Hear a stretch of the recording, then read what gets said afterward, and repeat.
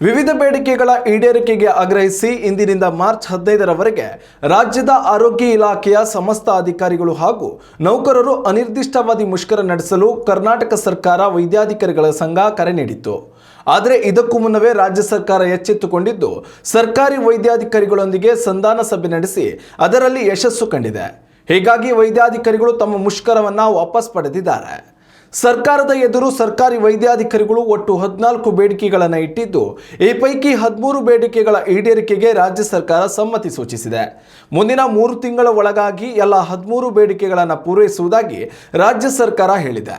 ಇದಕ್ಕೆ ಸರ್ಕಾರಿ ವೈದ್ಯಾಧಿಕಾರಿಗಳ ಸಂಘ ಒಪ್ಪಿಗೆ ಸೂಚಿಸಿದೆ. ಸಂಧಾನ ಸಭೆ ಯಶಸ್ವಿ ಬಳಿಕ ಮಾಧ್ಯಮಗಳನ್ನು ಉದ್ದೇಶಿಸಿ ಮಾತನಾಡಿದ ಆರೋಗ್ಯ ಸಚಿವ ದಿನೇಶ್ ಗುಂಡೂರಾವ್, ಸಿಎಂ ಸಿದ್ದರಾಮಯ್ಯ ಅವರ ಸೂಚನೆಯಂತೆ ಈ ಸಭೆ ನಡೆಸಲಾಗಿದೆ. ಪಿಜಿ ಕೋರ್ಸ್ಗಳಿಗೆ ಸಮ್ಮತಿ ನೀಡಿದ್ದೇವೆ. ಔಷಧಿಗಳ ಖರೀದಿಗೆ ಹಣ ನೀಡಲಾಗಿದೆ. ಬಡ ಜನರಿಗೆ ಸಕಾಲದಲ್ಲಿ ಔಷಧಿ ಸಿಗಬೇಕು, ಇದು ನಮ್ಮ ಪ್ರಥಮ ಪ್ರಾಶಸ್ತ್ಯ. ಅವರ ಬಹುತೇಕ ಎಲ್ಲ ಬೇಡಿಕೆಗಳಿಗೂ ಒಪ್ಪಿಗೆ ನೀಡಿದ್ದೇವೆ ಎಂದು ಹೇಳಿದರು. ಉತ್ತಮ ಸಂಸ್ಕಾರಯುತ ಶಿಕ್ಷಣದೊಂದಿಗೆ VSS English medium CBSE school Udupi Muddur.